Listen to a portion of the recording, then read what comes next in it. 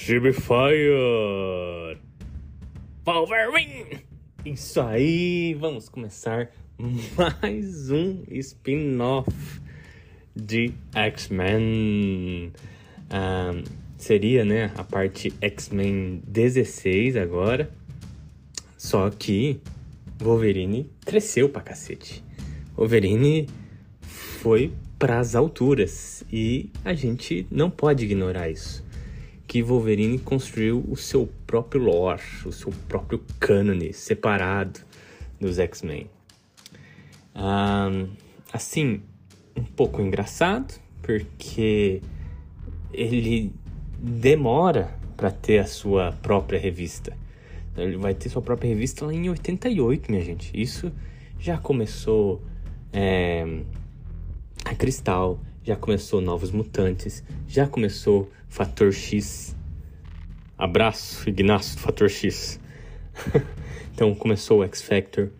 Então já tem vários outros títulos popando aí na linha de X-Men, mas o Wolverine vai demorar mais pra frente. Talvez os editores não acharam que um X-Men conseguiria segurar a onda sozinho. Tanto que em 1983, o Wolverine, não é Wolverine, o Chris Claremont, ele se encontra com uma figurinha muito marcada dentro da Marvel, na época que estava fazendo Demolidor. Para quem é esperto já notou que eu tô falando da lenda Frank Miller. Então o Frank Miller falou assim, X-Men é meio paia. Chris Claremont dobrou a aposta e falou, eu acho que a gente podia fazer uma parada. Frank Miller falou, não, Frank é muito paia. X-Men tinha que ter mais ninjas. Aí o Claremont fala, ok, challenge accepted. Então, aí que vai nascendo a ideia, né, de fazer essa minissérie. Talvez a melhor. Pra mim, eu acho que é a melhor até hoje, assim, porque é muito bacana. Que é a formosa Eu, Wolverine. Wolverine. Acho que no começo a mini tinha outro nome, era Dívida e Honra, mas por alguma característica mercadológica lá nos TBP eles já foram trocando de nome para Eu, Wolverine. Muita coisa que eu vou falar, vocês já devem lembrar um pouco daquele filme do Wolverine, que era Wolverine Imortal. Foi totalmente baseado nessa HQ, assim. Eu chamo de Ripping Off, que é o plágio, só que mais chique e educado, tá? Mas vamos lá. O Wolverine começa com Wolverine dando um rolê nos montes canadenses. Legal falar também que lá no último programa de X-Men, eu tava cobrindo ali um pouco depois da saga da ninhada. Tem todo o rolê que a vampira chega na mansão. Mas um pouco antes disso, eu falo, o Wolverine tá falando que tá vazando pro Japão. Por quê? Ele recebeu umas cartas e tal, então já tá incorporado isso no lore, no cânone do X-Men. O Claremont fala, vou tirar você daqui porque você precisa ir lá dar uma olhada na mini que eu tô escrevendo junto com o Frank Miller. Então é bem legal esses detalhes que tem na linha principal, né? Nossa, antigamente era tão legal, velho. Poxa, as coisas funcionavam, parecia que mais organicamente. Hoje é tão truncado. Mas vamos lá. Então, tem esse hint na linha principal. A gente volta começando na mini. Tem o Wolverine lá nos montes canadenses, com aquela cena do urso. Lembra do urso? Que ele encontra o urso todo feroz, com um dardo envenenado. Ele vai atrás do cara pra bater no cara que envenenou o urso, né? Porque isso não se faz. É uma atitude meio covarde, até proibido.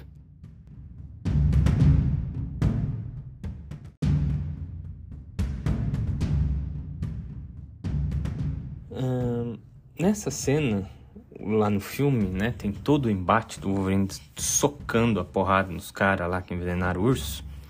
Mas, gente, é por isso que eu amo quadrinhos. Quadrinhos têm uma linguagem tão mais assim chique, mais sofisticada, mais assim... eu vou ser um pouco chato aqui. A linguagem de quadrinhos é bem mais inteligente. Porque no filme você tem que mostrar a porrada pra ser mais bacana. Aqui, o Claremont, depois que o cara dá o primeiro soco no Wolverine, o Wolverine só fala: eu tava esperando que você fosse fazer uma coisa aqui. E daí só tem mais um quadrinho depois falando: e o urso durou mais, mas eu deixei o cara viver. Cara, isso já diz tudo o que aconteceu, tudo que o filme precisou mostrar, sabe? Isso que eu acho que me desencantou no mundo dos filmes. Você precisar mostrar. Quer dizer, tem cineasta muito bom aí que não precisa mostrar as coisas. Ele só faz a gente entender, sabe? De uma maneira inteligente.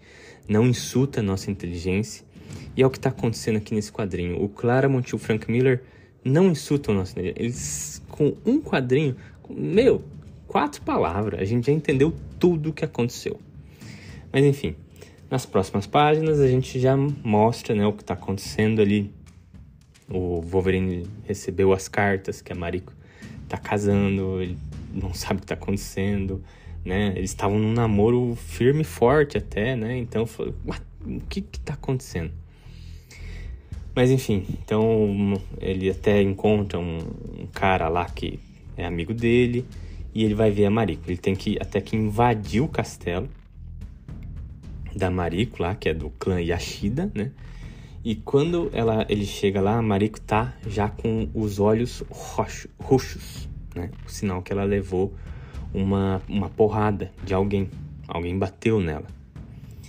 Então, o primeiro papo é assim: Logan, eu sou filha, uma princesa aí do clã Yashida, e eu tenho que fazer meu dever. Então eu vou casar com esse cara aqui e tal. E o Wolverine fala: eu não consigo entender, você não precisa passar por isso, o cara tá te batendo. Aí que meio que há uma cisalha entre vamos dizer assim, as ideias. A Mariko fala assim: sim, Logan-san, eu sei que você não entenderia, porque você é um animal, né, cheio de honra e tal, mas é um animal. Você não entenderia da honra do japonês, da honra do samurai. E ela até faz analogia lá com a espada Muramasa. Espada Masamune, que é do clã Yashida, tal. E tem esse confronto de ideias. O Logan não aceita, né, e tal, até que chega o tal do noivo que bateu na Mariko. É um cara super estúpido, né, e tal. Só que ele é atacado por umas shurikens envenenadas. Gente, o Logan tem um fator de cura, mas assim, não é um fator de cura que funciona pra tudo.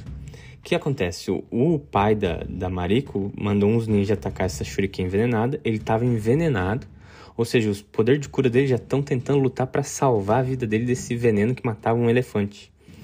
Ele vai lutar contra o pai da Mariko, e ele luta lá com as espadas e leva um pau. Nossa, o pai da Mariko é um espadachim bacanudo, tanto que o Wolverine até tira as garras, mas não adianta.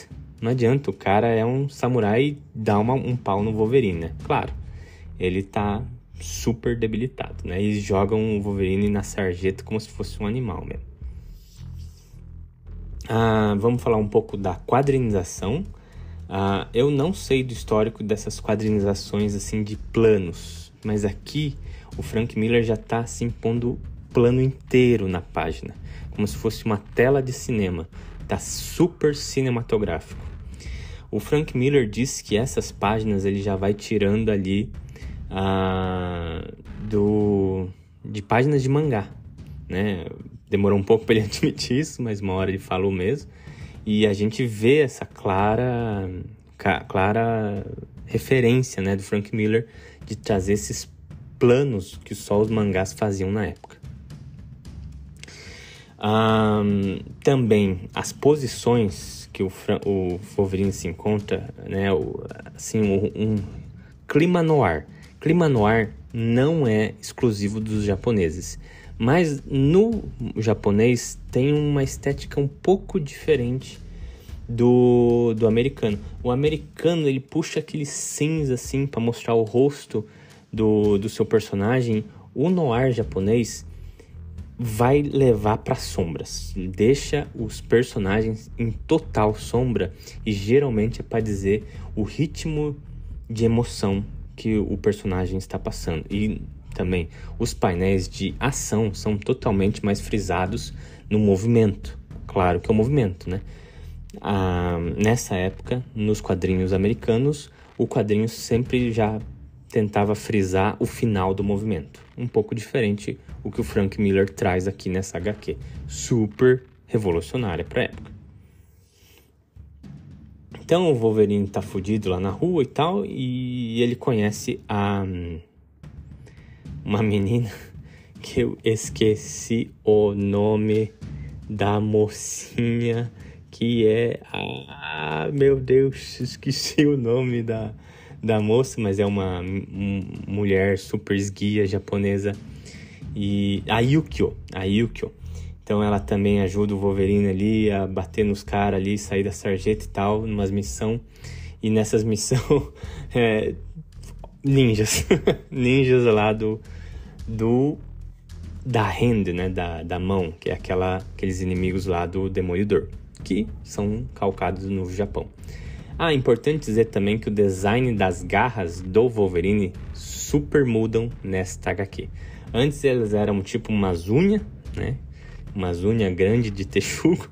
Aqui o Frank Miller vai desenhar elas no formatinho de katanas de samurai. Mais especificamente, katanas do Ronin, né? Então, essa menina, a Yukio, tá ajudando ele a bater nesses ninjas, bababá. E vai se desenvolvendo que essa Yukio, eles estão num romance. E essa Yukio fala assim, você tem que fazer o que você quiser, você tem que liberar geral, viu como você consegue fazer coisa boa? Você mata ninja, cara, você tem que liberar esse animal que você é e tal. E o Logan vai meio que se permitindo, já que ele perdeu aquela única razão dele ser controlado, que era Mariko. Então o quadrinho começa a nos dividir aqui. Se o Wolverine vai cair nessa parada de ser o selvagem, ser o animal, ou ele vai lutar pelo amor, né? A gente descobre também que a Yukio, na verdade, é uma espiã ali do Shingeo, que é o pai da Mariko. Aqui o texto do Claremont é algumas vezes verborrágico e tal, né? Tem muito diálogo, mas serve a um propósito. Aqui eles queriam realmente demonstrar toda essa cultura japonesa. Eu também gostaria de ouvir até alguém japonês falando disso, porque aqui tem o teatro lá dos 47 Ronin. Eles querem trazer esse tema de honra, de jogar, se sacrificar pela honra, né? Então o Wolverine volta a atacar lá os ninjas do Shigeo e eles fogem e, né, a Yukio tá ali meio que fudendo toda a parada, para no final a Mariko ainda ficar aterrorizada, né, com esse animal que é o Wolverine, né? Então se distanciando cada vez mais, né? E no terceiro capítulo do gibi, o Wolverine já tá totalmente jogado nesse mundo selvagem. Ele tá lutando sumô, ele tá bebendo pra caralho lá com a Yukio, se jogando na linha do trem, se arriscando e jogando sua vida fora, bababá, né? Pra no final a Yukio continuar o trabalho dela, só que o trabalho dela era matar aquele cara, o Asano, que era amigo do Wolverine. Então essa traição traz o Wolverine, que já estava imerso na selvageria, assim, falar, não, quando eu vou para esse lado selvagem, pessoas inocentes podem morrer, inclusive aqui, meu amigo. Então tem toda essa parada que segue a Yukio. Voltando a falar um pouquinho mais da verborragia do Claremont, assim, me lembrou um pouco esse novo Batman do Grandpa. Esse novo Batman do Grandpa, ele tenta fazer o Batman super massa velho. Que é um pouco, assim, piegas. Como é que é? Ficou muito caricato, ficou muito cafona. Mas, assim, uma coisa boa, sabe? É legal de ver essas coisas. Você tá tratando de super-heróis. Então, literalmente, tem que ser um pouco cafona. Tem que ser um pouco piega, sabe? E eu vejo muito disso que o Grampa fez. Talvez ele se inspirou diretamente nessa HQ aqui do Eu Wolverine. Porque o Eu Wolverine tá perseguindo lá a Yukio. E ele vai descrevendo ela correndo. Ele fala, ela é uma tigresa, mas eu sou o tigre. Eu dei o meu coração pra ela. E ela matou meu amigo. Sabe? Uns diálogos super assim... Caralho, por que alguém fala isso? Mas enfim... Ele chega a pegar a Yukio. Tem mais um embate fenomenal com os ninjas. Ele mata todo mundo, bababá. E ele fala assim... Tá. Não. Eu não vou ser o animal. Se alguma coisa me ensinou aqui... Eu tenho que ser o homem, né? Então, o Wolverine, assim, uma jornada de personagem super dúbia, né? Porque uma coisa o faz feliz, a outra coisa não o faz tão feliz, mas ele sabe que é o certo e ele escolhe para ir pelo certo, né? Jornada do herói, só que subjetiva, calcada dentro da psique do personagem. Super, super, super, super foda. Falar um pouco dos desenhos, cara. Tipo, nessa hora que o Wolverine mata os ninjas, ele levanta a cara assim, só o olhinho tá brilhando, sabe? Com as garras tudo cheio de sangue. Tem aquelas imagens super clássicas dele pulando do prédio e os ninjas tudo atirando flecha nele. Cara, que desenho foda pra um caralho. E, né, claro, o último capítulo vai se chamar Honra, né? Ele vai matando todos os capangas do Shigio pela cidade, né? Retirando todos os poderes do Shigio, né? A máfia que ele tinha construído. E ele manda até um bilhetinho pro cara falando assim, ó, hoje à noite, é você, meu irmão. Então tá todo um estresse lá. Aí o Kyo tenta até voltar atrás e falar, não, eu não quero mais trabalhar pra você, Shigio, eu vou voltar pro meu amor, que é o Wolverine e tal.